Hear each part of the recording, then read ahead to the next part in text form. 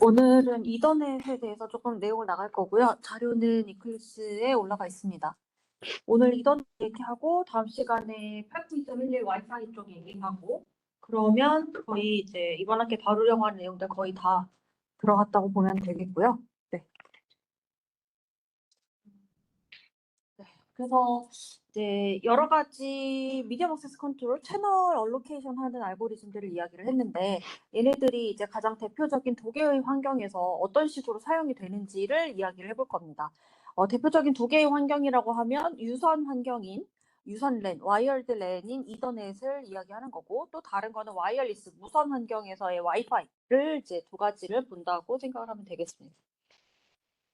그래서 채널 얼로케이션 프로그램이 뭔지 설명했고 멀티플 액세스 프로토콜이 뭔지를 이제 좀 다뤘었고요. 자, 이걸 가지고 이더넷에서는 어떻게 실제로 동작을 하는지를 좀 구체적으로 이야기를 해볼 건데 특히 이제 이더넷에서 레이어 2 관점이니까 프레임이라고 하는 게 어떤 요소들로 이루어져 있는지 이제 그런 것들 그리고 실제로 여러 개의 조각나 있는 랜 이 로컬 에어리어 네트워크잖아요. 그죠? 이 근거리망에 해당하는 로컬 에어리어 네트워크인 요 유선망들 여러 개를 이어주기 위한 용도로 허브나 브릿지나 스위치라고 하는 것들을 사용을 합니다. 그래서 얘네들은 어떤 역할을 하는지 그 내용을 조금 이야기를 해볼 겁니다. 그래서 유선 환경인 이더넷을 이야기를 할 거고요. 와이어드라고 하면 선으로 연결이 되어 있는 거니까 유선 환경을 뜻하는 거고 랜은 네트워크의 종류 중에서 우리가 로컬 에어리어 네트워크라고 부르는 네트워크 종류가 있었죠. 쉽게 말하면 뭐 건물 하나 정도의 범위를 가지고 있는 네트워크라고 생각을 하면 되겠습니다. 그래서 여기에 사용되는 가장 대표적인 게 이제 이더넷이라고 우리가 부르는 것입니다. 그래서 이더넷이 실제로 어떤 요소들을 가지고 있는지를 얘기를 해볼 건데 이제 이런 유선이든 무선이든 실제 우리가 사용하는 이 인터넷 네트워크를 이야기를 하려면 얘네들이 만족해야 되는 여러 가지 규격이라던가 동작 규칙이라던가 이런 것들에 대한 기준, 표준을 만들어 놓은 게 있는데 그걸 만들어 놓은 기관이 이제 IEEE라고 부르는 기관이고 그 기관에서 스탠다드, 표준이라는 걸 만들어서 관리를 하고 있는 거예요. 자, 이 스탠다드라고 하는 거를 좀 관리를 하고 있고 802라고 하는 이름으로 이제 여기에 관련된 여러 가지 기준들을 만들어서 이야기를 하고 있습니다.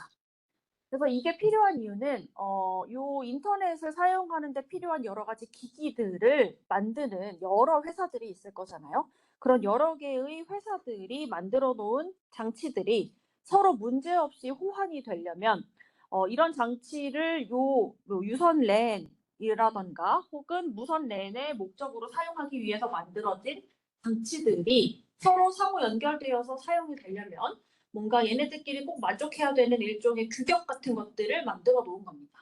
그래서 이런 규칙을 만족하는 것으로만 만들어 놨다면 그걸 만든 사람이 누구든 간에 여기에 다 들어와서 사용을 할 수 있게 하는 그런 용도로 만들어 놓은 겁니다. 그래서 이 802라고 하는 프로젝트에서는 구체적으로 보자면 피지컬 레이어랑 그리고 데이터 링크 레이어에서 지켜져야 되는 여러 가지 규칙들을 명시해 놓은 거라고 생각을 하면 되겠습니다.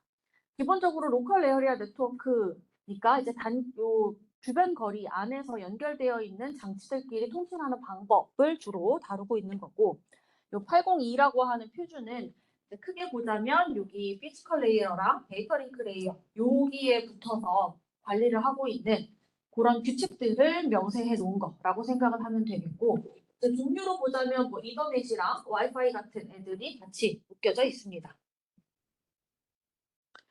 그래서 이더넷은 이 표준 중에서 802.3이라고 하는 거에 정의가 되어 있어요.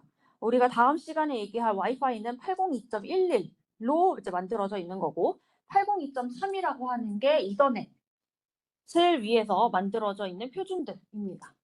여기 이더넷에 보면은 여기에서도 일종의 뭐 세대들이 있는데 우리가 LTE 같은 것들 그 휴대전화 셀룰러 네트워크에서도 1세대, 2세대, 3세대, 4세대, 5세대 이렇게 발전을 해온 것처럼 이더넷에서도 사실상 이런 여러 가지 제너레이션으로 발전들이 이루어져 있었고 초창기의 이더넷을 우리가 스탠다드 이더넷이라고 부르는데 여기서는 이제 서포트해줄 수 있는 데이터 레이트가 10메가bps 정도 이더넷이었다면 요즘 사용하고 있는 건 기가빗 혹은 10기가빗 이더넷 정도까지를 우리가 사용을 하고 있습니다. 그렇죠? 이 이더넷이라고 하는 게 사실상 유선망에서 특히 그냥 근거리망에서 사실상 제일 많이 사용하고 있는 게 요 이더넷이라고 생각을 하면 되겠고, 우리가 여기 이런 PC 같은 컴퓨터에다가 랜선 꼽아서 사용하잖아요. 그게 다 이더넷을 사용을 하고 있는 겁니다. 네. 그래서 이런 이더넷이라고 하는 유선망은 어떤 쪽에서 주로 많이 사용이 되냐면 백본, 그러니까 즉 조금 더 많은 트래픽들이 왔다 갔다 해야 되는 곳에서는 무선보다는 안정적으로 통신을 할 수 있는 유선 환경이 좀 더 선호가 되고, 그렇기 때문에 백본이라던가 혹은 데이터 센터라던가 기업에서 관리하는 방 이런 곳들에서는 주로 유선을 사용을 합니다. 뭐 좀 더 안정적인 비프리스를 제공해 준다는 점도 있고, 어떻게 보면 좀 더 보안적인 측면에서 강하다는 점도 있고, 그래서 그러한 이유들로 이제 뭐 데이터 센터라던가 백본망 같은 데에서는 특히 이런 유선을 사용을 합니다.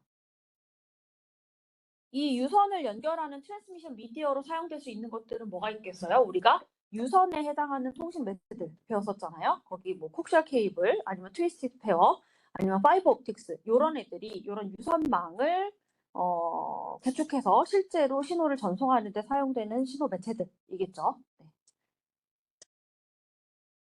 자, 그럼 이런 이더넷에서는 실제로 레이어 1이랑 레이어 2를 통합해서 어떤 규칙들을 가지고 운영이 되고 있는지를 얘기를 할 건데, 이 이더넷에서 레이어 2에서 왔다 갔다 하고 있는 기본 단위는 프레임입니다. 그죠? 그래서 미디엄 액세스 컨트롤을 위해서 우리가 프레임 단위로 이제 정보들이 왔다 갔다 하는데, 실제 이더넷에서 사용하고 있는 프레임의 형태는 이렇게 생겼습니다. 그래서 프레임 하나는 이런 구조를 가지게끔 되어 있고요. 여기에 있는 각각의 항목들이 뭘 얘기하는 건지를 좀 얘기를 할 겁니다. 우선 몸통에 해당하는 게 여기 데이터 부분이라고 생각을 하면 되겠습니다. 레이어를 거쳐가면서 우리가 전달받은 데이터에다가 헤더나 트레일러 같은 부가적인 정보를 더 붙여서 커다란 유닛을 만들어서 사용을 하고, 또 그 정보가 아랫 레이어로 전달이 되면서 그거를 몸통으로 한 다음에 다시 헤더랑 트레일러 같은 걸 덧붙여서 더 큰 유닛으로 만들고, 이렇게 관리가 된다고 했잖아요. 그게 인캡슐레이션이죠. 그러니까 여기 데이터 부분이라고 하면 이 맥이니까 결국 프레임이니까 레이어 2에서 동작하는 기본 단위란 말이에요. 그럼 여기 데이터 부분에 들어가는 건 그 위에 레이어인 레이어 3번에서 전달받은 기본 단위입니다. 자, 레이어 3번에서 사용하는 기본 단위는 뭐냐면 패킷입니다. 자, 이거는 우리가 뭐 스탑 앤 웨이트라던가 셀렉티브 리핏 같은 거 할 때 프레임의 구조가 어떻게 생겼는지 이야기했었잖아요. 그죠? 코드상으로. 그 코드상에 이 몸통에 해당하는 패킷 형태의 데이터가 있었죠. 그 부분을 뜻하는 거예요. 자, 우리가 그때 그 프로토콜들을 다룰 때에는 편의상 이 데이터에다가 시퀀스 넘버랑 뭐 M 넘버 이런 것만 붙여 있다고 얘기를 했지만, 실제로 이번에서 동작을 할 때에는 조금 더 많은 정보들이 이렇게 담겨져서 사용이 된다라는 겁니다. 그래서 여기 데이터 부분은 위엔 레이어랑 통신할 때 사용하는 패킷 형태의 데이터가 들어가는 거라고 보면 되겠고, 요거 하나가 하나의 프레임 단위입니다. 자, 그럼 앞에 붙어 있는 헤더들에는 어떤 게 들어있냐면 프리앰블이라고 하는 7바이트짜리 프리앰블이라고 하는 게 들어가 있습니다. 그래서 얘는 1과 0이 왔다 갔다 하는 형태로 구성이 되어 있고, 이 프리앰블의 목적은 뭐 쉽게 얘기해 보자면 프레임의 어떤 시작이 오고 있다라는 걸 알려주는 그런 용도입니다. 그러니까 뭔가 플래그 같은 형태로 이 프레임의 시작 부분 같은 것들을 알려줘서 동기화를 할 수 있게 해주는 목적이에요. 그래서 이 프레임이라고 하는 게 연속해서 쭉 이제 전송이 계속 될 거니까 내가 받아들였을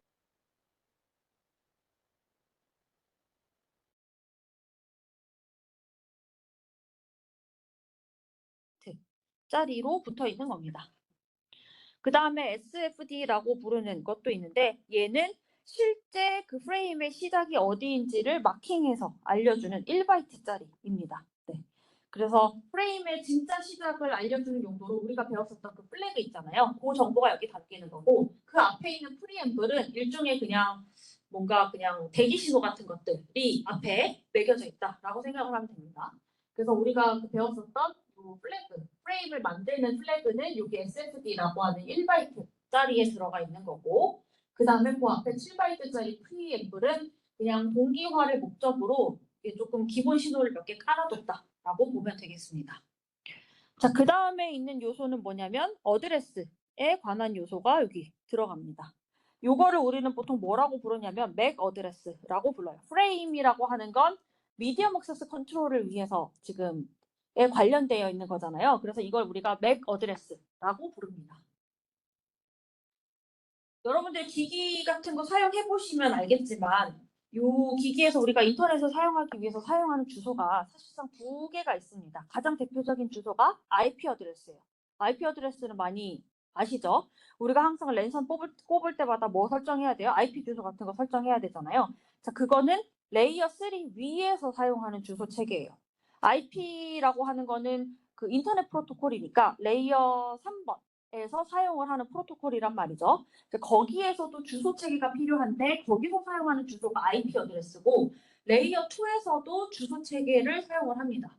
왜 어떻게 주소 체계를 사용을 하게 되는지 뒤에서 조금 더 설명이 나올 건데 그 레이어 2 레벨에서 필요한 위치를 구별하기 위해서 사용하는 주소 체계가 있는데 그게 맥 어드레스라고 하는 겁니다. 그래서 맥 어드레스와 IP 어드레스는 조금 차이가 있습니다.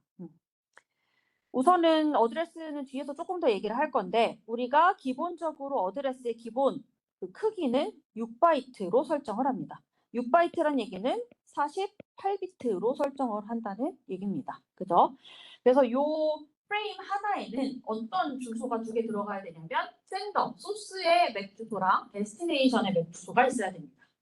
이게 프레임이니까 기본적으로 노드 투 노드잖아요. 피지컬리 연결되어 있는 두 개의 노드 사이에서 전송이 되는 거니까 보내는 사람의 주소랑 이게 누구한테 보내지는 것인지 그 받는 사람에 해당하는 주소가 같이 이 프레임 안에 들어가 있어야겠죠. 그래서 6바이트씩 데스티네이션 어드레스랑 소스 어드레스 이 두 가지가 같이 들어갑니다.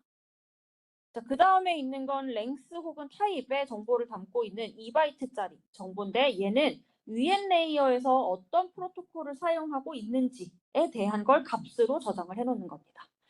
뭐 우리가 이제 이걸 활용하는 기능을 구체적으로 다루진 않았지만 뭐 경우에 따라서 위엔 레이어에서 어떤 프로토콜을 사용하는지를 요구하는 경우들이 있어요. 그런 세부적인 기능들 중에 그런 걸 위해서 위엔 레이어에서 구체적으로 어떤 기능들을 어떤 프로토콜들을 사용하고 있는지를 값으로 저장을 해놓거나 혹은 여기 페이로드의 길이를 지정을 해서 사용을 하기도 합니다. 네.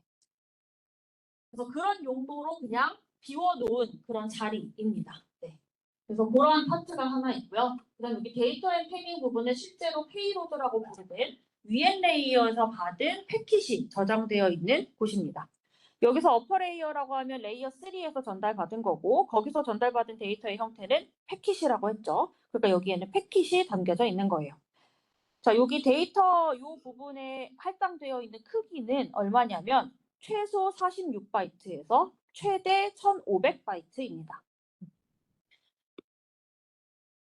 자, 그 다음에 마지막에 꼬리 부분에 달려있는 건 CRC를 위한 거예요. 자, CRC가 뭔지 이야기했었죠. CRC 우리가 어디서 얘기했었냐면 에러 디텍션 하는 알고리즘으로 하나 얘기했던 게 CRC였어요. 자, 여기서는 에러 디텍션을 하기 위한 용도로 뭘 사용을 하냐면 CRC를 쓴다는 얘기입니다.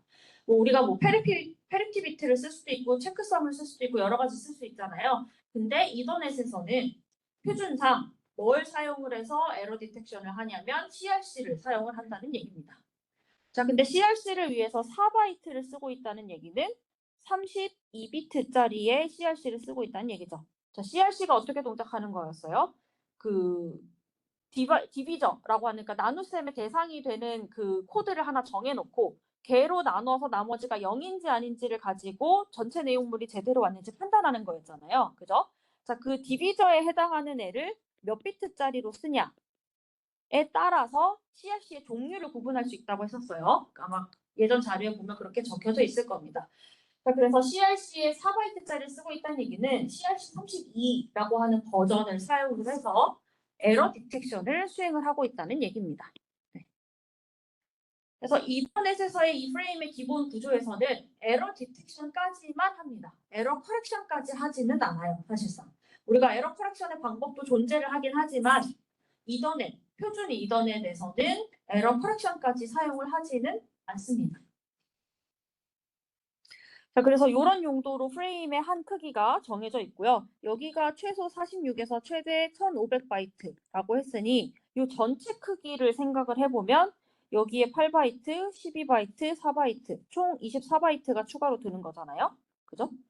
맞나? 8, 12, 20, 여기 2가 더 있구나. 그러면 26바이트가 기본적으로 추가로 들어가는 거죠.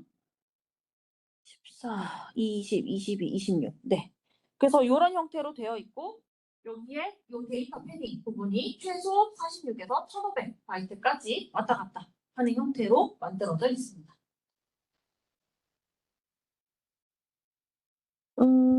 66. 네. 자, 그래서 여기 실제 프레임의 뭐 시작 부분까지 떼고 그 프레임의 안쪽에 들어있는 내용만 놓고 따져보자면 여기 데스티네이션 어드레스랑 소스 어드레스랑 아까 랭스나 타입 매겨놓은 거랑 CRC 하는 부분 이렇게 있잖아요. 그죠? 여기에다가 여기 사이에 들어가는 게 미니멈 46이라고 생각을 해보면 여기에 들어가는 총 바이트가 몇 개냐면 12, 14, 18 그리고 만약에 미니멈이 46이다. 그러면 최소한으로 필요한 프레임 사이즈가 64바이트란 얘기예요. 그죠? 그래서 이 64바이트라고 하는 게 프레임의 최소 길이이고 이더넷에서 사용을 하는 최대 길이는 그것보다 1500을 기본으로 했을 때 만들어져 있는 1518바이트입니다. 자, 이 64바이트라고 하는 거 어떻게 정해지는 거였냐면 지난 시간에 CSMA에서 컬리전 디텍션을 하기 위해서 최소한으로 필요한 프레임 사이즈가 얼마인지 얘기했었죠. 예시로 우리가 미니멈 프레임 사이즈가 얼마여야 하는지 얘기를 했었어요. 우리가 CSMA CD를 사용하기 위해서는 컬리전이 발생했다는 걸 감지할 수 있어야 되고 그러려면 이 컬리전이 발생하는 걸 전파해서 다시 돌아오는 걸 확인할 때까지 프레임이 전송이 되고 있어야 이 컬리전 감지가 의미가 있다고 했잖아요. 그죠? 그러니까 우리가 컬리전 디텍션을 하기 위해서는 샌더가 컬리전이 감지될 때까지 적어도 프레임을 보내고 있는 중이어야 된다고요. 그죠? 그렇기 때문에 컬리전 디텍션을 위해서는 여기서 말하는 CD, 컬리전 디텍션을 위해서는 적어도 프로파게이션에 왔다 갔다 하는 정도까지는 프레임이 전송되고 있어야 하고 그 실제로 이더넷에서 표준적으로 사용을 하는 프로파게이션 딜레이가 10mbps고 그걸 고려했을 때 우리가 64바이트라고 하는 최소 프레임 사이즈가 필요하다는 걸 지난 시간에 얘기했습니다. 그죠? 그래서 이 64바이트라고 하는 건 그런 기준에 의해서 정해져 있는 규칙이에요. 그렇기 때문에 이걸 만족하기 위해서 이 데이터 몸통에 들어가 있는 최소의 사이즈는 46바이트여야 합니다. 물론 최대 사이즈도 정해져 있어요. 네. 이것보다 더 길어지면 메모리 공간도 많이 차지하고 또 긴 프레임을 한 명이 계속 보내다 보면 어떤 채널을 계속 점유하는 일이 발생을 할 수 있기 때문에 너무 긴 사이즈로 프레임이 길어지는 거는 금지를 하고 있습니다. 네. 자, 그게 이더넷에서 실제로 사용을 하고 있는 프레임의 형태입니다. 네. 자, 그리고 이더넷 프레임 형태 중에서 가지고 있었던 주소 체계에 대한 부분이 있는데 이제 그 얘기를 할 겁니다. 그래서 맥 어드레스라고 부르는 거고 이 이더넷 어드레스 혹은 맥 어드레스라고 부르는 건 구체적으로 6바이트로 이루어져 있어요. 즉 48비트짜리로 이루어져 있고 얘를 우리가 어떻게 보통 표기를 하냐면 16진수의 노테이션을 사용을 해서 이렇게 6등분으로 나눠서 보통 표기를 합니다. 자, 이렇게 생겨 있는 표시를 관심 있는 분들은 본 적이 있을 거예요. 자, 이 주소 체계 어디서 주로 확인할 수 있냐면 네트워크 세팅 같은 데 열어가 보면 각각의 기기마다 가지고 있는 고유한 요 맥 주소 체계가 있습니다. 그래서 본인이 가지고 있는 뭐 노트북이든 뭐 이런 거를 네트워크 설정하는 부분을 까서 들어가 보잖아요. 그러면 요런 모양을 가지고 있는 맥 어드레스가 있어요. 자, 이거는 기기마다 고유하게 부여된 번호입니다. 모든 기기가 각자 유니크하게 가지고 있는 식별자예요. 이 전 세계에 존재하고 있는 그 어떤 기기를 골라도 딱 유니크하게 그 기기에만 할당이 되어 있는 번호입니다. 네. 그래서 여기 적혀져 있는 게 4D. 이거 그냥 16진수로 표현을 해놓은 거예요. 네. 그러면 이 각각을 표현하는데 지금 하나, 둘, 셋, 넷, 6등분이고 요거 하나씩 표현하고 있는 게 1바이트씩 가지고 있는 그런 상태입니다. 네. 그래서 얘는 어떤 주소 체계를 가지는 거냐면 하드웨어를 구분 지어주는 아이덴티파이어입니다. 이게 무슨 얘기냐면 IP 주소는 쉽게 말하면 내가 여기서 꽂으면 여기에 할당되는 IP 주소가 있고, 그죠? 여러분이 어디 집에 가서 랜선 꽂으면 그 랜선에서 사용할 수 있는 IP 주소가 다르잖아요. 그죠? 여기서 꽂았을 때 여기서 동작하는 IP 주소랑 위치를 바꿔서 다른데 랜선을 꽂으면 거기에서 또 관리가 되는 IP 주소를 써야 돼요. 근데 이 맥 어드레스는 그런 위치랑 상관없이 그냥 하드웨어에 부여된 주소 체계예요. 네. 그래서 그냥 이 물건 자체에 만들어져 있는 주소 체계입니다. 이 주소가 만들어지는 것에도 사실 규칙이 있긴 한데, 뭐 예를 들어 앞에 두 개는 제조 회사에 따라서 정해져 있다던가 뭔가 그런 규칙이 정해져 있습니다. 그래서 그런 거에 의해서 만들어진 기기마다 하드웨어마다 부여가 되어 있는 아이덴티파이어, 식별할 수 있는 주소입니다. 그래서 IP 주소와는 달리 이 맥 주소는 내가 어떤 위치를 바꾼다고 해서 얘가 바뀌지 않습니다.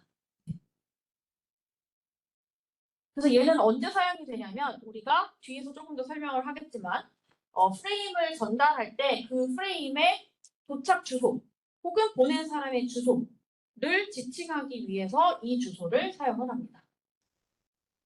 IP 주소는 그 윗단에서 사용을 하는 거예요. 레이어 3 이후로 넘어가게 되면 우리가 여러 경로를 거쳐서 전달을 하잖아요. 그죠? 지금 레이어 2에서는 여기 소스랑 데스티네이션이라고 부르든 실제로 뭔가 링크로 연결되어 있는 애들 사이에서 전달을 하는 거잖아요. 여기를 구분을 할 때는 맥 주소를 쓴다는 얘기예요.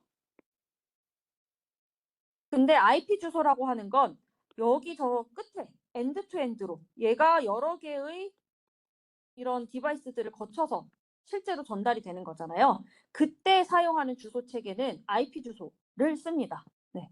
그래서 IP 주소는 내가 어느 위치에서 인터넷에 접속을 했냐에 따라서 그 주소 체계가 막 바뀌는데, 값이 바뀌는데, 맥 주소라고 하는 건 그냥 기기 자체에 매겨져 있는 주소. 그래서 위치에 따라 바뀌지 않습니다. 그래서 이 맥 어드레스는 특히 뭐 값에 따라서 이게 유니캐스트, 그러니까 그냥 1대1로 전송하기 위한 어드레스 타입인지 아니면 한 명이 여러 명한테 보내기 위한 어드레스 타입인지 아니면 모두가 들을 수 있게 전체로 흩뿌리는 것인지 등등을 요 주소의 값에 따라서 좀 구분을 합니다. 이제 브로드캐스트로 보낸다는 얘기는 내가 보내는 이거를 받는 애가 특별히 정해져 있는 게 아니라 모두가 다 들었으면 하는 거잖아요. 그죠? 그럼 프레임에다가 데스티네이션 어드레스를 특정한 어드레스를 집어넣을 수가 없잖아요. 그죠? 이 내가 보내는 이 프레임은 모두가 다 들었으면 좋겠어. 그럴 때에는 주소를 그냥 FF로 다 고정을 시켜서 보냅니다. 그 얘기는 값으로 따지자면 1만 48개를 붙여서 보낸다는 얘기예요. 그래서 이 스테이션들이 프레임의 그 데스티네이션 주소를 딱 보고 있다가 그 주소 값에 요 FFF가 들어있다. 그러면 아 이거는 모두가 다 들어야 되는 프레임이구나라고 생각하고 걔는 열어보는 거예요.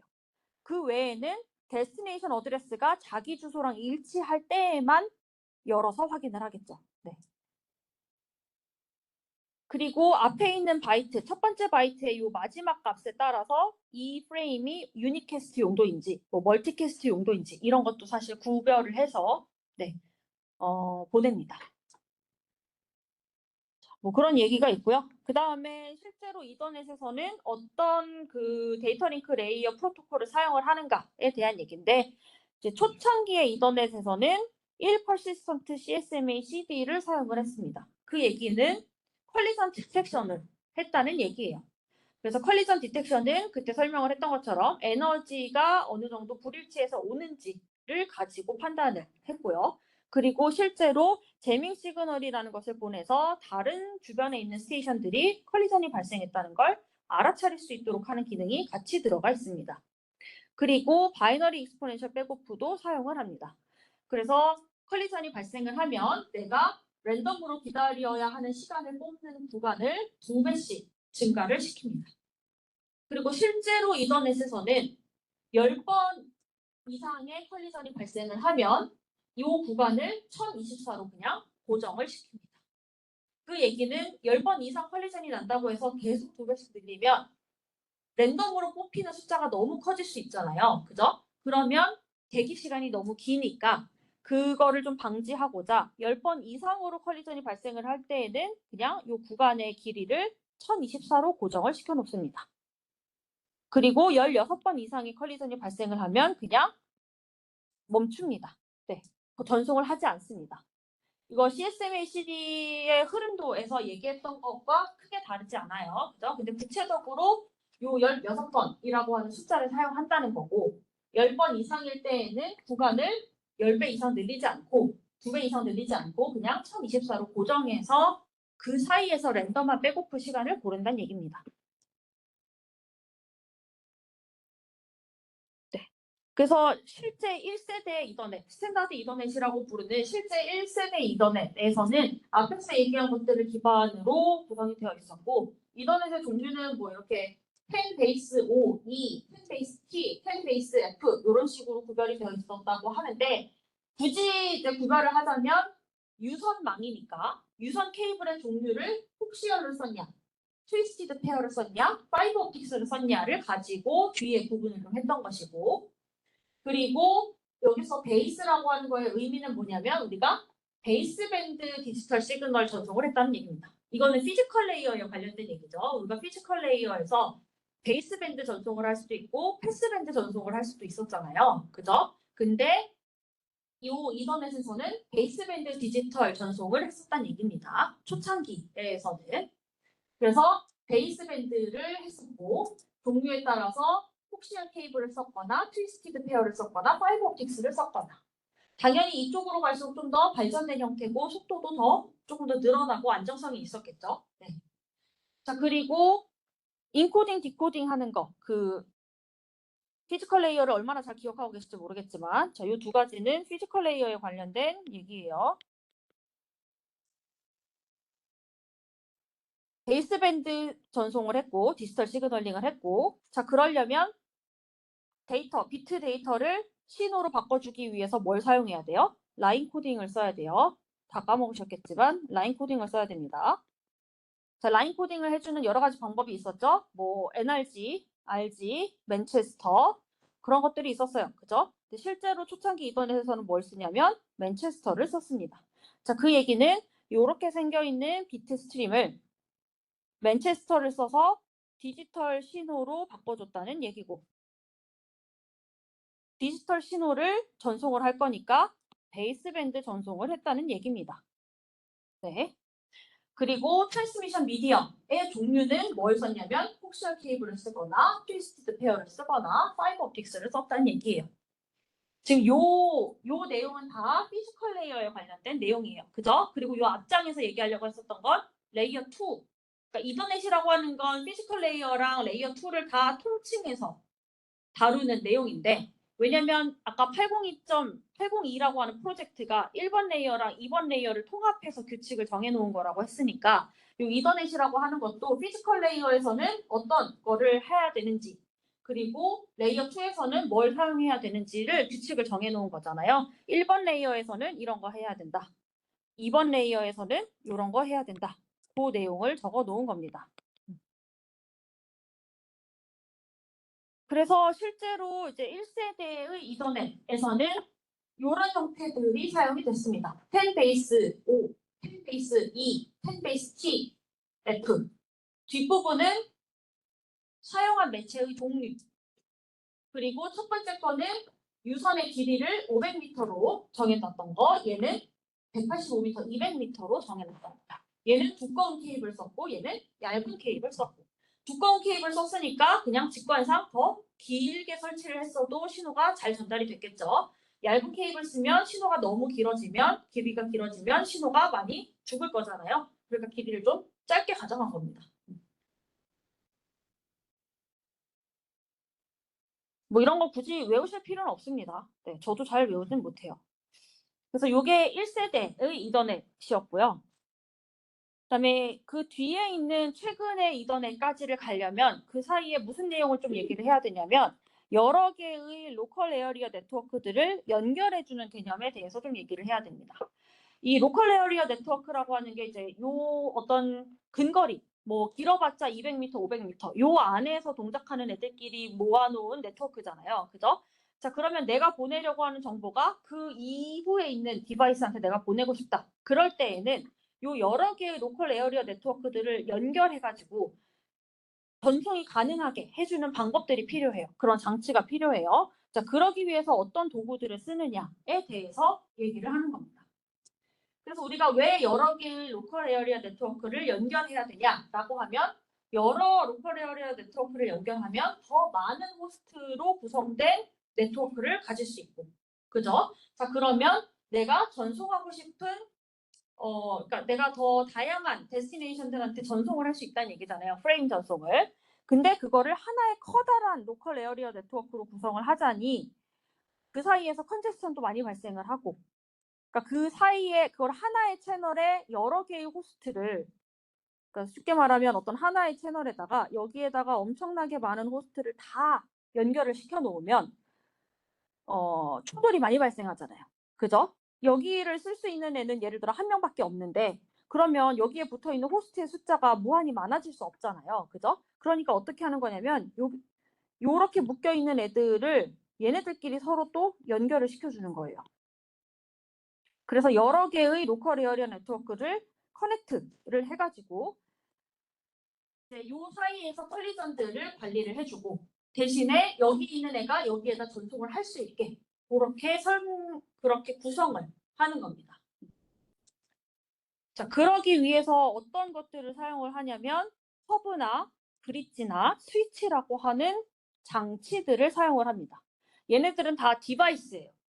뭐 어떤 분들 아실 수도 있지만 스위치라고 하는 도구가 있고요. 우리가 허브라고 하는 어떤 디바이스, 도구가 있어요. 실제 장치들이 있어요. 그래서 이 허브, 브릿지, 스위치라고 하는 장치들을 사용을 해가지고 하나의 채널에 묶여있는 여러 개의 디바이스들이 서로 연결해서 전송을 할 수 있도록 그렇게 조금 더 커다란 네트워크를 구성을 합니다. 네. 그래서 어떤 식으로 여러 개의 로컬 에어리어 네트워크들을 연결을 해주는지가 이 각각의 디바이스들마다 서로 조금 다릅니다. 근데 이 얘기를 이후에 만들어져 있는 이더넷을 설명하기 전에 한다는 얘기는 1세대 이더넷 이후의 애들은 얘네들을 기본적으로 사용을 하고 있기 때문이에요. 네. 그래서 이 커넥팅 디바이스라고 하면 분리되어 있는 어떤 독립적인 네트워크들을 연결해주는 그런 역할을 하는 디바이스들이고 어떤 레이어 레벨에서 연결을 해주냐에 따라서 종류가 조금씩 다릅니다. 그래서 게이트웨이라고 하는 장치는 되게 윗단, 트랜스포트 이후의 레벨에서 네트워크 덩어리를 연결해주는 장치를 보통 우리가 게이트웨이라고 얘기를 하고요. 라우터라고 하는 것도 레이어 3, 4, 요 레벨에서 네트워크들을 연결해주는 장치가 라우터예요. 얘네들은 컴퓨터 네트워크 수업에서 다루는 애들입니다. 그러면 피지컬 레이어랑 데이터 링크 레이어 측면에서는 어떤 도구들이 주로 사용이 되냐면 스위치, 브릿지 혹은 허브라고 하는 애들이 사용이 됩니다. 그럼 이제 허브라고 하는 건 뭐냐면 그냥 단순히 신호를 전달받아서 걔를 리피터, 뭔가 재생해서 다시 옮겨주는 역할이에요. 우리가 피지컬 레이어에서도 언뜻 얘기를 했었지만 이 유선의 길이를 혹은 뭐 신호의 전달 길이를 무작정 길게 할 수 없잖아요. 이 길이가 길어지면 감쇄 효과가 커지니까, 그죠? 그러니까 일정 그 길이마다 중계기라고 부르는 리피터를 설치를 해가지고 그 리피터가 받아온 신호를 다시 만들어서 다시 전달을 해주는 그런 전달자의 역할을 해야 된다는 얘기를 했었어요. 그죠? 그런 역할을 해주는 애가 요 허브인 거예요. 그래서 허브는 피지컬 레이어에서 동작을 하는 애고 여러 개의 분리되어 있는 네트워크들을 연결을 해주는 건데 얘가 하는 역할은 아주 단순합니다. 그냥 받은 데이터를 그대로 재생해서 전달을 하는 거예요. 내가 받은 신호를 그대로 다시 만들어서 그냥 전달을 해주는 겁니다. 그래서 여기 예시를 보자면 요 선 하나하나가 그냥 채널 링크 같은 거예요. 그럼 요 채널 사용하고 있는 디바이스들이 여러 개 있을 거고 요 채널 사용하고 있는 디바이스들이 있을 거잖아요. 자, 요게 하나의 랜인 거고 요게 하나의 로컬 에어리어 네트워크인 거예요. 자, 그럼 여기서 오는 신호를 이쪽으로 전달을 해줄 때 어떻게 하는 거냐면 여기서 전달받은 신호를 요 허브가 그대로 그냥 포워드 그대로 넘겨주는 겁니다. 네. 아무런 기능을 하지 않아요. 그냥 그대로 받아다가 넘겨주는 겁니다. 그래서 여기 하나의 예시가 있는데 신호를 받아서 그거를 다시 만들어서 보내주는 역할입니다. 그래서 만약에 이쪽에서 이쪽으로 신호가 전달이 된 거다. 그러면 신호가 전달되면서 조금 뭉개진 게 있었을 거 아니에요. 나름의 규칙에 의해서 얘를 다시 복구해서 그냥 복구된 신호를 그대로 넘겨보내는 겁니다. 네. 이쪽에서 로컬 에어리어 네트워크 1번이 있었을 거고 그거를 다른 종류의 로컬 에어리어 네트워크로 그냥 넘겨주는 거예요. 왼쪽에서 오른쪽으로 오던 신호도 그냥 그대로 원래 신호를 다시 만들어서 전달을 해주는 겁니다. 어쨌든 분리되어 있는 두 개의 랜 네트워크를 연결해주는 디바이스 역할을 하는 거죠. 얘가 하는 건 그냥 신호, 피지컬 레이어 단에서 받은 신호를 그대로 다시 재생해서 전달해준다. 그래서 이 허브라고 하는 것은 피지컬 레이어에서 동작을 하는 장치고 단순히 들어온 비트들을 그대로 반복해서 다른 애들한테 그대로 전달을 해주는 개념입니다. 자, 그렇게 이제 그런 역할을 하고 있고요. 그래서 쉽게 얘기를 해보자면 이 허브는 그냥 모든 디바이스들한테 다 연결이 되어서 그냥 얘가 얘한테 전달을 해줄 수 있도록 하는 거고 얘가 전송한 신호를 그대로 복사해서 해당하는 애한테 넘겨주는 거. 그 역할을 합니다. 네.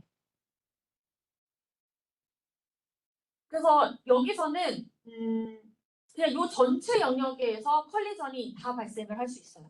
그 얘는 아무런 역할을 하는 게 아니라 그냥 신호를 그냥 전달해주는 역할만 하는 거기 때문에 그냥 자원들이 그냥 다 연결된 것처럼 이해를 하면 되고요. 이 연결된 자원 하나를 여러 명이 동시에 사용을 하는 개념이니까 얘가 누군가가 뭔가 이 채널을 통해서 보내려고 할 때 다른 애가 동시에 보내면 충돌이 발생을 하는 그런 구조를 가지고 있습니다. 자, 그렇기 때문에 하나의 컬리전 도메인을 여기에 연결된 모든 디바이스들이 그냥 다 공유를 해서 컬리전 도메인이 그냥 하나로 뚝 형성이 되어 있는 경우입니다. 자, 그렇기 때문에 컬리전을 디텍션 해가지고 그거를 잘 조율하고 대처하는 방법이 필요하기 때문에 이렇게 허브를 쓰고 있는 경우에는 CSMA CD 형태의 미디엄 멀티플 액세스 컨트롤 알고리즘을 사용을 해줘야 됩니다.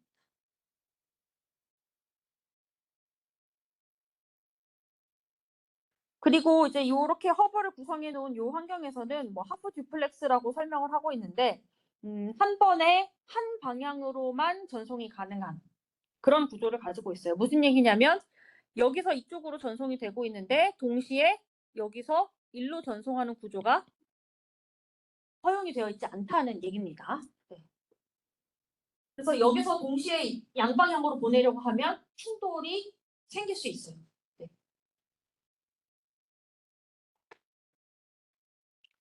그래서 그냥 여기서 이해를 해야 할 것은 허브는 그냥 들어온 신호를 그대로 전달을 해줄 뿐이고 여기 허브를 통해서 보내려고 하는 모든 디바이스들이 다 연결되어서 하나의 공유된 자원을 쓰는 것과 마찬가지고 그래서 이 전체 영역에서 컬리전이 발생을 할 수 있는 그런 구조를 가지고 있어서 우리가 컬리전 디텍션을 통해서 누가 지금 허브를 통해서 데이터를 보낼 것인지를 조율을 하는 CSMA CD라고 하는 프로토콜을 사용해야 한다라는 겁니다.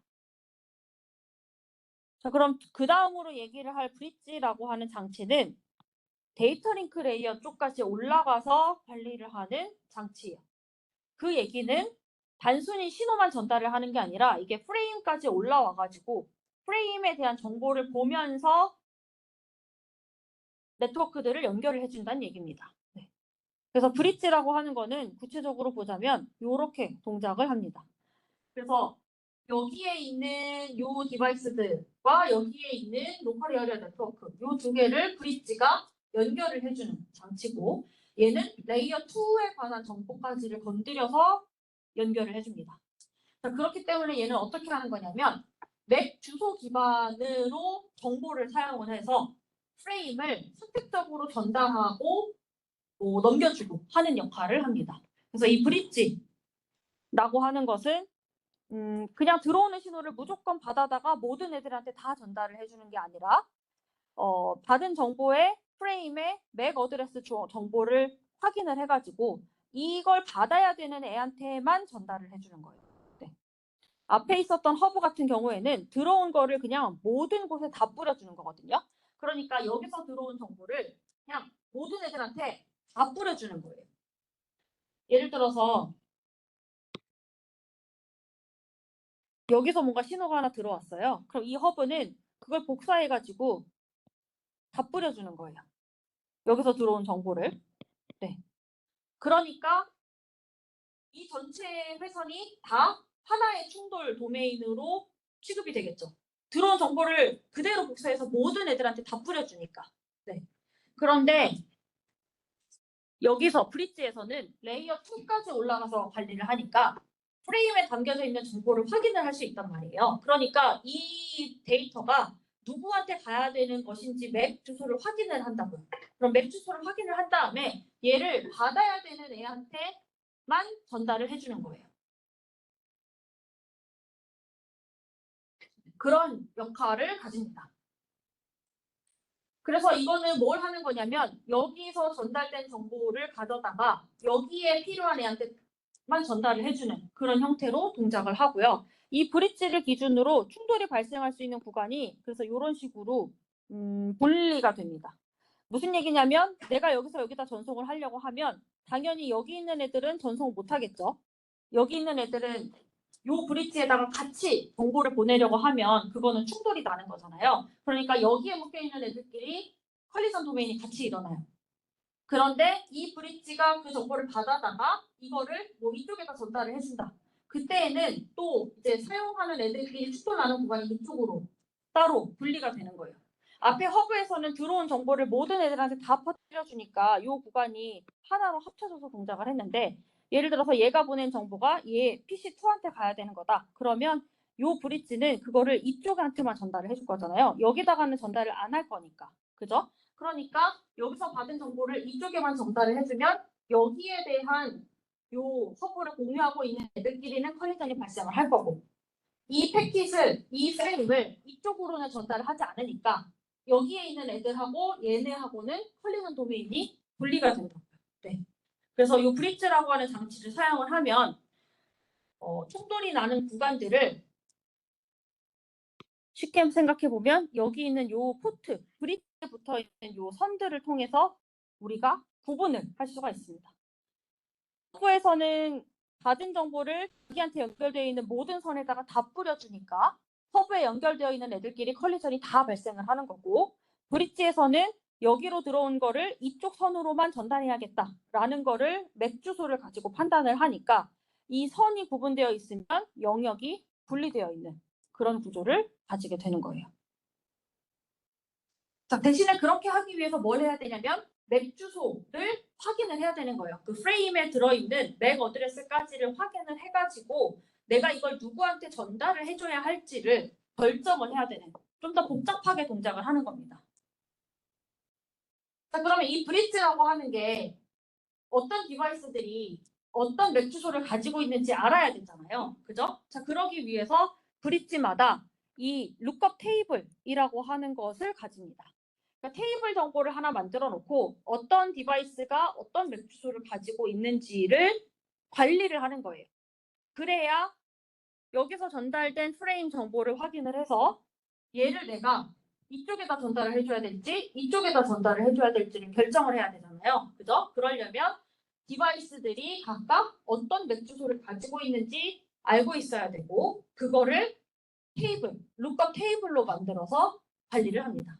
자, 그럼 이 브릿지에다가 처음에 우리가 이 맥 주소에 관한 테이블을 다 초창기에 만들어서 넣어줄 수도 있지만 자, 그러려면 디바이스가 연결되어 있는 상태가 고정이 되어 있어야 그게 가능하죠. 그래서 요즘 브릿지들은 그렇게 하지 않고 그거 자기가 스스로 어드레스 테이블을 직접 만듭니다. 그걸 여기서 뭐라고 표현하고 있냐면 러닝 브릿지라는 표현을 쓰고 있어요. 그러니까 브릿지가 자기 이 브릿지를 통해서 전달할 수 있는 디바이스들의 맥 어드레스 상태를 알아서 자동으로 구축을 할 수 있게 하는 방법이 또 필요합니다. 오늘 그것까지 얘기를 할 거예요. 그래서 이제 브릿지라고 하는 것은 맥 주소를 관리하는 룩업 테이블을 통해서 어떤 프레임을 어느 쪽에다가 내가 전달을 해야 될지를 결정을 해서 동작을 합니다. 허브랑은 달라요. 허브는 들어오는 신호를 나한테 연결된 애들한테 무조건 다 뿌려주는 거예요. 그죠? 근데 여기서는 들어온 프레임의 맥 주소를 확인을 해가지고 그 맥 주소를 자기가 가지고 있는 테이블 정보를 활용을 해서 얘를 내가 누구한테 넘겨줘야 하는지를 결정을 하는 겁니다. 그래서 구체적으로 어떤 식으로 동작을 하냐면 여기 있는 예시처럼 동작을 합니다. 그래서 이 브릿지가 이런 형태의 룩업 테이블을 가지고 있어요. 브릿지 테이블. 자, 얘는 맥 주소를 관리를 하는 겁니다. 그래서 이 브릿지의 포트, 쉽게 말하면 여기 연결되어 있는 선을 포트라고 부르는데 그 포트가 지금 2개 있는 거예요. 그리고 이 포트에다가 1번, 2번 번호가 매겨져 있는 거고 요 1번에 연결되어 있는 디바이스들의 맥 주소, 2번 포트에 연결되어 있는 디바이스들의 맥 주소가 이렇게 만들어져 있는 겁니다. 자, 그러면 얘가 이런 어드레스 테이블을 가지고 있는 거예요. 이 맥 주소는 프레임단까지 가야 얻을 수 있는 거니까 여기에 레이어 2까지 올라가는 것처럼 그려져 있죠. 자, 이 테이블을 어떻게 만드는지는 차치하고 브릿지가 이런 테이블을 가지고 있다. 그러면 어떻게 동작을 할 거냐면 여기서 자기한테 들어온 프레임이 있어요. 자, 그럼 그 프레임을 까서 데스티네이션 맥 어드레스 부분을 확인을 하겠죠. 자, 데스티네이션 맥 어드레스가 만약에 요 13456142라고 하는 거라고 치면 그 맥 주소에 해당하는 애는 어디로 보내야 돼요? 1번 포트로 보내야 돼요. 그러니까 그 맥 주소를 확인을 하고 내가 전달받은 이 프레임을 어디다가 보내야 되는지를 결정을 하는 겁니다. 만약에 이 테이블에 없는 프레임이 왔다. 그러면 그냥 버릴 거고. 만약에 자기가 이 테이블에서 찾을 수 있는 맥 주소를 가지고 있다. 그럼 그 맥 주소에 매핑되는 포트로 그 프레임을 포워드, 전달을 하는 거예요. 그게 이 브릿지가 여러 개의 로컬 에어리어 네트워크를 연결해주는 동작 방식입니다. 네. 그래서 브릿지라고 하는 건 맥 주소 테이블을 가지고 있고 이 주소 테이블을 가지고 프레임의 맥 주소, 엄밀히 말하면 데스티네이션의 맥 주소겠죠.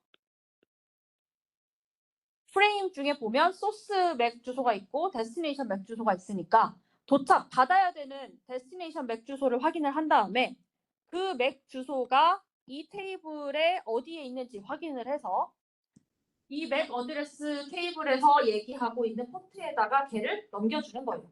지금 요 41번, 42번은 1번 포트에 연결이 되어 있고 12번, 13번은 2번 포트에 연결이 되어 있으니까 만약에 어떤 프레임이 자기한테 들어왔는데 42번한테 가야 되는 프레임이다. 그러면 1번 포트로 걔를 전달해 주는 겁니다. 네. 그게 브릿지가 하는 역할이에요. 근데 이제 우리가 가지고 있는 어떤 그냥 기본적인 브릿지는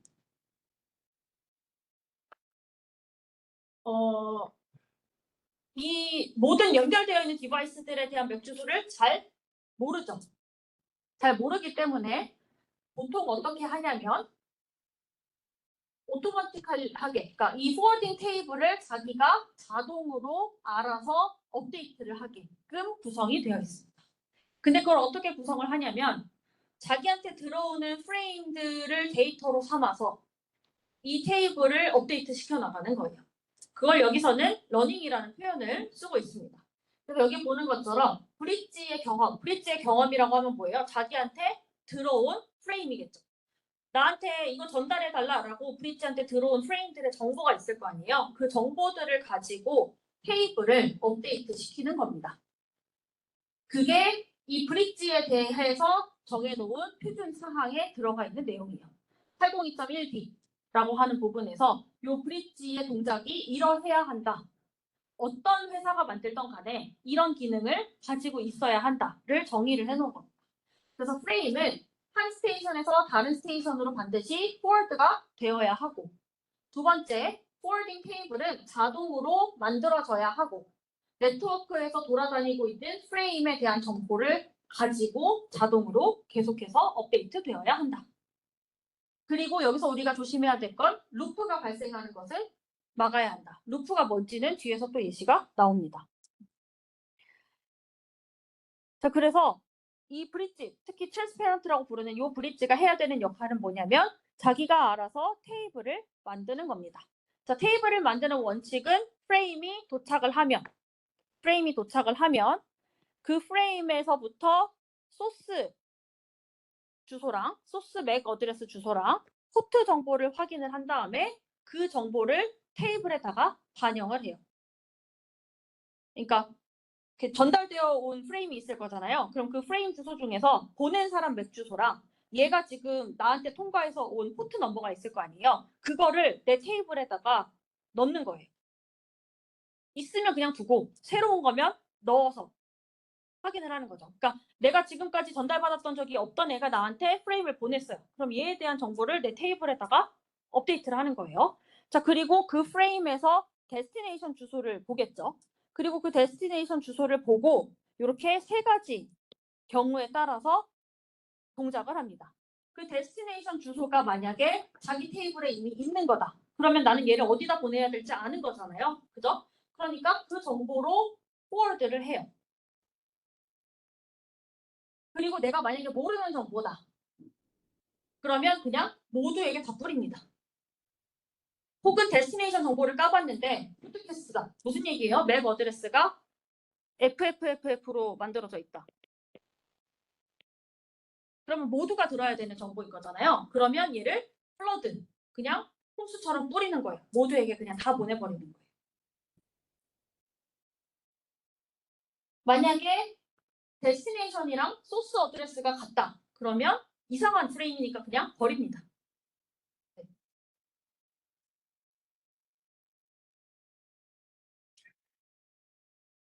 그래서 동작 방식은 어떠냐? 이거의 동작 방식은 브릿지가 자기 테이블을 구축하고 정보를 전달하는 과정이에요. 우선은 도착하면 이걸 보낸 애는 어쨌든 믿을 만한 애잖아요. 나한테 연결이 됐으니까 나한테 이 프레임을 보냈을 거 아니에요. 그러니까 소스에 대한 정보를 가져다가 테이블에다가 업데이트를 시키고 그 다음에 얘가 누구한테 보내려고 하는지 까본 다음에 얘가 누군지 내가 테이블에서 확인이 된다. 그러면 거기다 보내는 거고 만약에 얘가 누군지 모르겠다. 혹은 보내려고 하는 데스티네이션이 전체다. 그러면 그냥 모두에게 다 보내는 거예요. 보낸 사람 빼고 그 보냈던 포트 빼고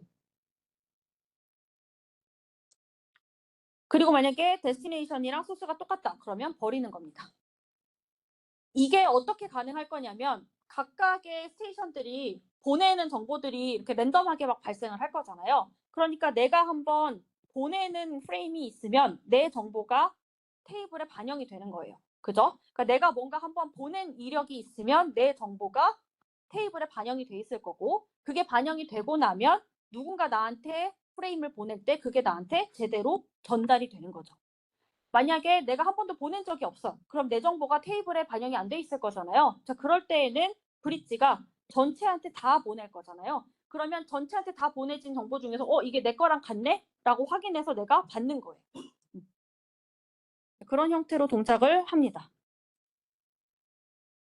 자, 그걸 보여주는 한 예시입니다. 그래서 여기 브릿지를 보면 포트가 1번, 2번, 3번이 있어요. 자, 아까도 얘기했지만 이 포트에 연결되어 있는 애들끼리 컬리전 도메인을 공유하는 겁니다. 그죠? 여기에 있는 애들끼리 컬리전 도메인을 공유하는 거예요. 왜냐면 얘네가 이 회선을 같이 쓰는 거니까. 결국에는. 그죠? 자, 그래서 아주 초창기에는 테이블이 비어 있을 거고 자, 그 다음에 A가 B한테 프레임을 보냈어요. 자, 첫 번째로 A가 B한테 프레임을 보냈어요. 자, 그러면 요렇게 타고 가야 되겠죠? A가 D한테 보냈어요. 자, 그러면 이 정보가, 이 프레임이 브릿지한테 도착을 했겠죠? A가 1번을 통해서 들어왔어요. 그죠? 자, 그걸 확인하고 테이블 업데이트해요. A의 위치는 1번에 물려있구나 라고 테이블 업데이트 하는 거예요. 그죠? 자, 그리고 나서 데스티네이션을 까봤더니 D가 누군지 나는 모르겠어요. 자, 그러면 얘를 플러딩을 해요. 어디다 플러딩 할 거냐면 적어도 여기에 들어온 애들은 아닐 거 아니에요. 그러니까 A가 보냈는데 그게 브릿지한테 들어왔다는 얘기는 A가 B한테 보낼 거였으면 이렇게 갔을 텐데 자기한테 왔다는 얘기는 이쪽에 있는 애는 아니란 얘기니까. 그죠? 그래서 2번, 3번 포트에 있는 애들한테 이 프레임을 쭉 덧뿌려요. 그러니까 실제로는 그 프레임이 지금 여기 2번, 3번을 통해서 다 간 거예요. 그러면 C, D, F, E 중에 얘네들이 다 그 정보를 받았겠죠? 그리고 D가 맥 어드레스를 보니까 자기 거랑 똑같잖아요. 그럼 얘가 그걸 받아들이는 거예요. 그렇게 동작을 하는 거고. 그 다음에 두 번째로 E가 A한테 뭔가를 보냈어요. 자, 그럼 두 번째 케이스는 얘가 A한테 보내는 거잖아요. 그럼 E가 A한테 보내야 되니까 이렇게 흘러가야 되죠. 자, 그럼 브릿지한테 E가 3번 포트를 통해서 들어왔다. 자, 그러니까 2랑 3을 추가를 하겠죠. 자, 그리고 데스티네이션을 까봤더니 A예요. 자, 근데 자기 테이블에 A가 이미 1번에 있다는 걸 알잖아요. 그러니까 얘는 플러딩 하지 않고 걔를 1번 포트로 보낸다고요. 그럼 1번 포트에서는 얘네한테 다 공유돼요. 1번 포트로 들어오면 A랑 B가 이제 그 프레임을 다 볼 수 있어요. 그런데 A가 자기 주소를 데스티네이션에서 확인하고 자기가 받아가겠죠. 네. 그렇게 동작을 하는 겁니다. 자, 그리고 나서 세 번째로 B가 C한테 보냈어요. 자, 그 얘기는 세 번째로 B가 C한테 보내는 거죠. 그럼 얘는 이렇게 흘러가야 되잖아요. 그죠? 자, 그러니까 B 정보가 업데이트 됐고 C는 아직 없으니까 마찬가지로 2번, 3번을 통해서 플러딩이 되겠죠. 그럼 그 플러딩 된 거를 받아다가 C가 자기 거를 확인하고 가져가는 겁니다. 네. 이렇게 데이터가 주고받아지는 행위가 몇 번 반복이 되면 이 테이블이 완성이 될 거잖아요. 그럼 그 다음부터는 플러딩이 거의 발생하지 않겠죠. 네. 자, 이렇게 해놓는 거의 장점은 뭐냐면 여기에 새로운 디바이스가 들어와도 테이블이 업데이트가 잘 될 수 있다는 거예요. 처음에 우리가 브릿지한테 테이블 정보를 만들어서 넣어주는 건 여기에 누구누구가 참여하고 있는지가 딱 정해져 있어야만 가능한 일인데 지금 이렇게 학습을 하게 되면 학습이라고 하긴 조금 애매하긴 하지만 이렇게 테이블을 자동화하게 되면 새로운 애가 들어오더라도 그 정보가 자연스럽게 반영이 될 수 있죠. 그죠? 네.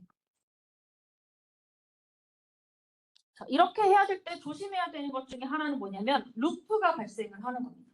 이 루프가 항상 발생을 하는 건 아닌데 루프가 언제 발생할 수 있는지를 이 A, B, C, D의 순서대로 보여주고 있어요. 자, 처음에 A를 보면 A가 D한테 보내려고 하는 겁니다. 근데 브릿지가 지금 두 개가 있어요. 그죠? 브릿지 두 개 있고 각각 1번, 2번, 1번, 2번.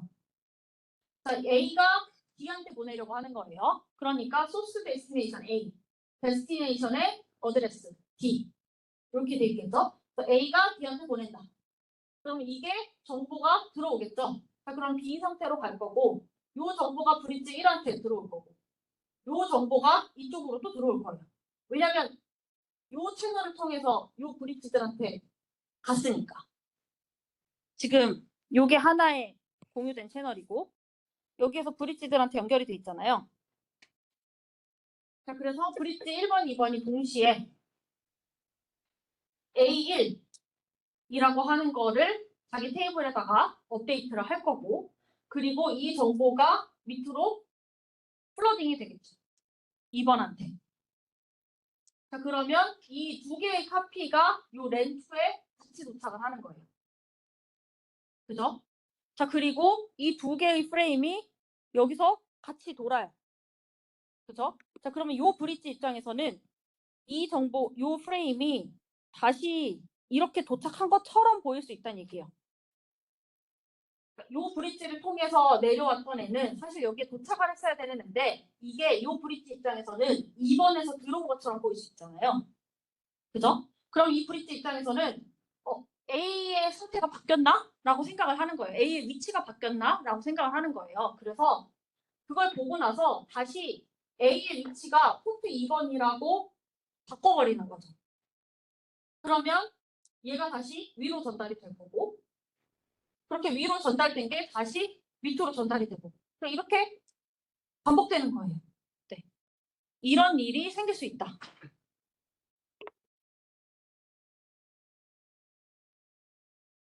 그래서 A가 D한테 보내려고 하는 이 프레임 정보가 두 개의 브릿지에서 동시에 포트 1번으로 들어갔다가 그게 이 포트 2번으로 아래 네트워크에다 전달이 됐는데 이 두 개의 프레임이 이 브릿지에 각각 다시 전달이 된 거죠. 그럼 얘네는 이게 소스 어드레스 정보라고 생각을 할 거 아니에요. 그러니까 A가 2번에 있네라고 상태를 바꾸고 이 정보를 다시 1번으로 옮겨주게 되죠. 그죠? 1번으로 옮겨주면 이 프레임이 계속 도는 거예요. 그냥. 소위 말해서. 자, 이걸 루프 문제라고 얘기를 합니다. 자, 그럼 이런 루프 문제를 어떻게 해결하냐? 어떻게 해결하냐면 그냥 개념은 뭐냐면 얘를 그래프처럼 구조를 만들고 그 다음에 트리 구조를 찾습니다. 자료 구조나 알고리즘에서 봐서 알겠지만 트리 구조라고 하는 것 자체가 루프가 없는 구조잖아요. 그죠? 그러니까 이 브릿지랑 디바이스들이 연결되어 있는 거를 이런 형태의 그래프 형태로 표현을 해요. 그래서 여기 보면 브릿지들을 이렇게 노드처럼 두고 렌의 종류들도 이렇게 노드로 둔 다음에 그래프로 표현을 하는 거예요. 그리고 그래프의 방향마다 브릿지에서 렌으로 가는 거는 뭐 엣지의 값을 1로 주고 렌에서 브릿지로 가는 엣지에다가는 코스트를 0으로 주고 네, 이런 식으로 설정을 한 다음에 이걸 가지고 그냥 스피닝 트리를 찾습니다. 소위 말해서. 네. 그래서 아까 봤던 렌과 브릿지들이 연결되어 있는 구조를 그래프 구조로 만들고 이 그래프 구조에서 스피닝 트리를 찾아요. 네. 스피닝 트리를 찾는다는 얘기는 루프가 없는 모양으로 찾는다는 얘기죠. 뭐 스피닝 트리 찾는 알고리즘 여러 개가 있잖아요. 뭐 예를 들면 다이스트라 같은 거 돌리는 거예요. 아니면 뭐 프림 알고리즘 같은 거 돌리든지 그런 거 돌려가지고 루트 하나 고르고 그 다음에 슈티스트 패스를 찾는 거예요. 아까 이 엣지마다 코스트를 매겨놨으니까. 네. 그래서 핵심은 뭐냐면 스피닝 트리를 찾은 다음에 그 트리에서 이런 엣지들이 빠져 있을 거 아니에요. 그죠? 지금 요 부분이 여기선 없잖아요. 그리고 요 부분도 없잖아요. 그죠?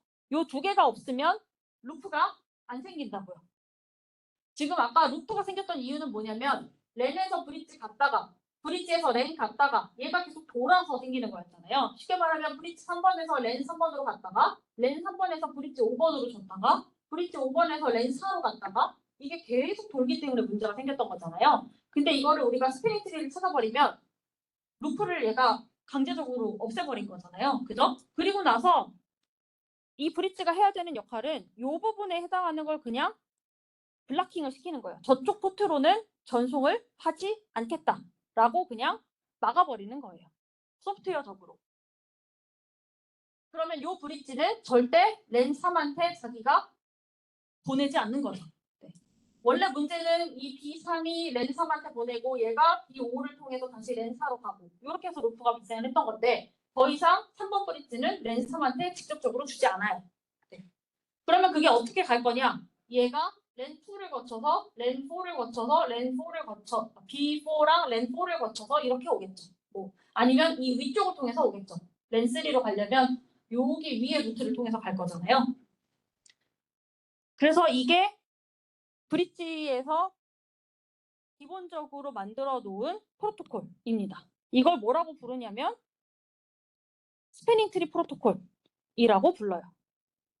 그래서 브릿지라고 하는 건 레이어 2 단에서 여러 개의 랜드를 연결해 주는 거, 로컬 에어리어 네트워크를 연결해 주는 방법이고 어떻게 연결을 해주냐면 데스티네이션의 맥 주소 값을 확인을 해서 자기가 가지고 있는 테이블 정보를 활용해서 거기에 해당하는 포트로 넘겨주는 거예요. 그죠? 자, 그러려면 테이블 정보가 자기한테 잘 구축이 되어 있어야 되고 자, 그러기 위해서 들어오는 프레임들의 정보를 가지고 자기의 테이블을 계속해서 업데이트 시키는 겁니다. 그죠? 자, 그런데 그냥 연결되어 있는 것들을 무작정 다 받아들여서 다 전달을 해주면 방금 얘기한 것처럼 루프 같은 문제가 발생할 수 있기 때문에 이렇게 스패닝 트리를 찾는 알고리즘을 돌려서 중복되는 포트들은 애초에 포워드를 못하도록 막아버려서 루프가 발생하지 않도록 하는 게 요즘에 사용하고 있는 브릿지들이 가지고 있는 기능이에요. 네. 자, 이렇게 브릿지를 쓰게 되면 포트로 구분되어 있는 곳들마다 서로 독립적인 컬리전 도메인을 가지게 되기 때문에 이쪽에 있는 애들이 전송을 할 때, 이쪽에 있는 애들이 전송을 할 때 동시에 전송을 해도 충돌이 나지 않는 거죠. 왜냐하면 여기서 보낸 정보랑 어쨌든 받아서 포워드를 할 때 내가 동시에 얘네한테 다 보내는 일이 플러딩 빼고는 없을 거잖아요. 그죠? 그러니까 컬리전 도메인을 분리해서 관리를 할 수 있다는 장점이 있습니다. 허브에서는 그게 안 됐고, 그래서 보통 허브는 잘 쓰지 않고 브릿지를 주로 씁니다. 자, 근데 사실상 더 많이 쓰는 건 스위치예요. 자, 스위치는 브릿지랑 크게 다르지 않은데 뭘 가지고 있냐면 포트를 여러 개 가지고 있고 전송 속도를 훨씬 더 빠르게 만들어 놓은 브릿지입니다. 그래서 스위치의 개념은 이렇게 되어 있습니다. 포트를 하나로만 가지고 있는 게 아니라 이렇게 여러 개의 포트로 나누어져 있는 거예요.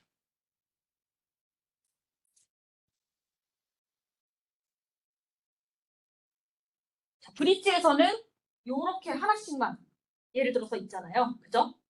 그죠? 얘랑 얘를 연결해주는 용도로만 포트 하나씩만 있었다면 자, 지금 뒤에서 보고 있는 스위치라고 하는 것은 그냥 포트를 문어발처럼 여러 개 확장을 해놓은 겁니다. 그래서 멀티포트. 자, 그러려면 포트별로 우리가 컬리전 도메인이 나눠진다고 했잖아요. 그죠? 그러니까 얘의 장점은 뭐냐면 얘네들끼리 서로 독립적인 컬리전 도메인을 가지는 거예요. 그 얘기는 무슨 얘기냐면 얘가 보낼 때 얘도 보낼 수 있다는 얘기예요. 그죠?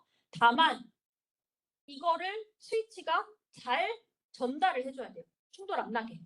그죠? 자, 그러기 위해서는 여러 개 포트니까 내가 전달받은 걸 어떤 포트로 넘겨줘야 되는지를 잘 결정을 해야 되고 그걸 빨리빨리 처리를 해줘야 되잖아요. 그러니까 그거를 병렬적으로 잘 처리할 수 있도록 고속으로 만들어 놓은 게 소위 말해서 스위치인 거예요. 그래서 구현 방법은 뭐 디테일을 얘기하지는 않겠지만 그냥 이렇게 뭔가 그리드 회로처럼 만들어가지고 이쪽 포트로 들어온 애를 이쪽으로 보낼 수 있게 그러니까 한 번에 그냥 병렬적인 처리가 가능하도록 잘 구현이 되어 있다. 네, 그 정도로만 우선 이해를 하면 되겠습니다. 그래서 스위치에 연결이 되어 있는 여러 개의 포트 정보들이 있고 이 포트로 들어온 여러 개의 정보들을 이렇게 그리드 구조 같은 걸 써가지고 얘는 어디다 전달을 해줘야 되고 얘는 어디다 전달을 해줘야 되고 이걸 그냥 병렬적으로 되게 빠르게 한 번에 처리를 할 수 있는 구조를 만들어 놓은 게 스위치입니다. 그래서 허브에서 브릿지에서 스위치로 오게 되면 컬리전 도메인이 하나였다가 뭐 두어 개로 쪼개졌다가 각각의 포트별로 쪼개지게 되죠. 자, 컬리전 도메인이 쪼개진다는 얘기는 컬리전 도메인 안에서는 동시에 그러니까 여러 개의 컬리전 도메인 각각에서는 동시에 전송을 할 수 있다는 얘기예요. 자, 그러니까 훨씬 더 스테이션 입장에서는 더 빠르게 자기가 원하는 정보들을 보낼 수 있겠죠. 네. 자, 그래서 이런 걸 가지고 이더넷의 그 제너레이션이 진화를 했습니다. 그래서 가장 초창기에 스탠다드 이더넷에서는 거의 뭐 써봤자 허브 정도만 썼고 그래서 충돌이 모든 스테이션에서 다 발생을 할 수 있었기 때문에 CSMA CD를 썼어요. 그죠? 자, 근데 이 스위치가 사용이 되고 나서부터는 사실 CSMA CD를 쓰지 않습니다. 왜냐하면 컬리전이 발생하지 않아요. 스위치를 쓴다는 것 자체가 여기 포트에 연결되어 있는 애들끼리 독립적으로 컬리전 도메인을 가진다고 했잖아요. 그러니까 컬리전이 발생을 하지 않습니다. 네. 그래서 사실상 CSMA CD가 요즘의 이더넷에서는 쓰이지 않습니다. 네. 그리고 이 스위치드 이더넷에서는 풀 디플렉스라고 해서 스테이션이 보내고 받는 걸 동시에 할 수 있도록 구현이 되어 있기 때문에 내가 여기서 정보를 보내고 내가 받고를 동시에 할 수가 있어요. 엄밀히 말하면 피지컬 링크를 2개 만들어서 독립적으로 보내고 독립적으로 받고를 합니다. 네. 근데 거기에다가 스위치가 포트별로 들어온 거를 잘 포워딩을 해주니까, 그러니까 쉽게 말하면 이 채널 독립적으로 존재하고 이 채널 독립적으로 존재한다는 얘기예요. 그래서 얘가 요 A가 뭐 B한테 보내려고 할 때, 그리고 B가 C한테 보내려고 할 때 이게 동시에 이루어질 수 있다고요. A가 이쪽으로 보내고 그게 B한테 전달이 되고, 이걸 하면서 동시에 B가 자기가 받으면서 자기가 보낼 수도 있잖아요. 풀 듀플렉스니까. 그래서 B가 보내고 그걸 스위치가 받아서 요 포트로 전달을 해주는 거예요. 그러니까 충돌이 생기지 않도록 요 스위치가 조절을 해주는 거죠. 네. 그래서 컬리전이 발생하지 않고 사실상 CSMA CD가 쓰이지 않습니다. 네. 대신에 이 스위치가 잘 만들어져 있어야 되겠죠. 그래서 그 이후에 발전을 해왔던 뭐 패스트 이더넷이라고 하는 건 802.3U에서 이제 정의가 되어 있는 이더넷이고, 얘는 이제 100Mbps 이상의 속도를 제공을 하고 있고, 스탠다드 이더넷과 같이 공존을 해야 되기는 하니까 프레임의 포맷은 동일하게 가지고 갑니다. 뭐 어떤 곳에서는 이제 스탠다드 이더넷 장비를 쓰고 있는 곳도 있을 테니 이거를 같이 공존을 해야 돼서 크게 뭐 프레임 포맷이나 이런 게 바뀌진 않아요. 그리고 여기서는 인코딩을 뭘 쓰냐면 4B, 5B 블락 코딩을 구체적으로 쓰고요. 피지컬 레이어 얘기죠. 그래서 종류는 뭐 이렇게 100, 베이스, TX, FX, T4 이런 식으로 돼 있고, 여기서도 마찬가지로 UTP, 트위스티드 페어 썼냐, 파이버 썼냐에 따라서 이렇게 종류가 좀 구분이 되어 있습니다.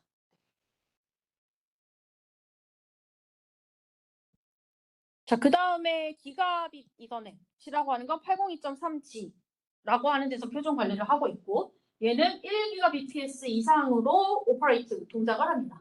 근데 여기서부터는 풀 디플렉스 모드가 주로 사용이 되고요. 통신의 모드 중에 보내고 받는 게 동시에 가능한 형태를 하기 때문에 사실상 보낼 수 있는 BPS가 더 높아졌다고 볼 수 있겠죠. 네. 자, 그리고 여기서부터는 이제 기본적으로 스위치가 사용이 됩니다. 스위치드 구조예요. 네. 스위치 구조이기 때문에 컬리전 발생하지 않고, 따라서 CSB CD가 더 이상 사용이 되지 않고요. 이 중앙에 있는 스위치가 포트별로 포워딩을 해주게 됩니다. 근데 들어오는 애들이 막 겹치고 할 수 있잖아요. 그거를 스위치에서 각각의 포트마다 큐를 가지고 있어서 그 들어오는 큐들을 이렇게 쌓아놨다가 순서대로 처리를 해주는 형태로 포워딩을 해줍니다. 그래서 스위치가 각각의 포트마다 버퍼를 가지고 있어서 데이터가 들어오는 걸 이제 보관을 해놨다가 자기가 가지고 있는 포워딩 테이블을 가지고 다른 포트로 넘겨주는 그런 작업들을 수행을 합니다. 그래서 여기서 사용되는 스위치는 브릿지의 일종이니까 아까 앞에서 말한 것처럼 테이블을 자동으로 업데이트하는 과정을 그대로 합니다. 다만 포트가 여러 개로 확장이 됐을 뿐인 거예요. 그러니까 자기한테 들어오는 정보들, 프레임 정보들 가지고 테이블을 계속 업데이트를 해나가는 겁니다. 네. 그래서 이 정도까지가 이제 이더넷의 주요한 내용들입니다. 그래서 요즘에 쓰는 것들은 1GBps, 10GBps 정도까지 되고 있고, 스탠다드 이더넷, 1세대 이더넷에서는 CSMA CD를 사용을 했고, 사실상 그렇기 때문에 미니멈 프레임 사이즈라고 하는 64바이트가 필요했던 거잖아요. 그죠? 근데 뒤쪽으로 오면 사실 CSMA CD 안 쓰죠. 그러니까 프레임 사이즈가 굳이 그렇게 고정이 될 필요가 없어요. 근데 여전히 64바이트로 씁니다. 왜냐면 예전 장비들이랑 어쨌든 호환이 돼야 되니까. 이걸 갈아엎는다는 건 진짜 엄청나게 큰 변화를 가져와야 되는 거거든요. 이거를 한번 바꾸려면 쉽게 말하면 전 세계에 있는 모든 장비 회사들과 장치들이 동시에 이때 딱 바꾸자라고 약속을 하고 모두가 다 바꿔야만 가능한 일이잖아요. 근데 사실 그게 가능하지 않기 때문에 그냥 예전에 그 프레임 포맷 같은 것들을 그냥 그대로 쓰는 겁니다. 네. 그래서 굳이 64바이트를 유지할 필요가 이제는 없지만 그냥 호환성을 위해서, 컴패터빌리티를 위해서 그대로 쓰고 있고, 대신에 어떤 것들을 사용을 하고 있냐면 기본적으로 스위치 구조를 가지고 있어서 컬리전을 스위치가 조절해주는 역할을 합니다. 스위치 혹은 브릿지는 어떻게 이 컬리전 없이 이거를 전달을 해주냐? 프레임에 저장되어 있는 맥 어드레스를 기반으로 자기의 포워딩 테이블을 만들어서 전달을 한다. 오늘 잘 이해를 하셔야 될 건 포워딩 테이블이 어떻게 만들어지는가를 좀 잘 이해를 하셔야 됩니다.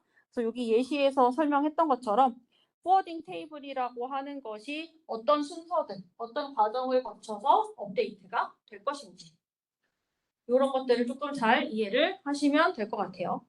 그래서 오늘은 요 이더넷에 대한 얘기까지를 했고요. 다음 시간에 802.11 얘기하고 거의 마무리할 겁니다. 그래서 화요일에 마지막 수업 할 거고 내용상으로는 수업할 거고 목요일에는 그냥 헬프데스크로 할 거고 토요일에 시험 볼 거고요. 그 다음 주에는 수업을 해봤자 의미 있는 수업이 될지는 모르겠지만 뭐 궁금하면 기말고사 문제 풀이 정도 한번 할 수도 있습니다. 그건 제가 정리해서 이 클래스에다가 공지할게요. 네. 질문 있으면 남아서 하시고 없으면 다음 시간에 보겠습니다. 네.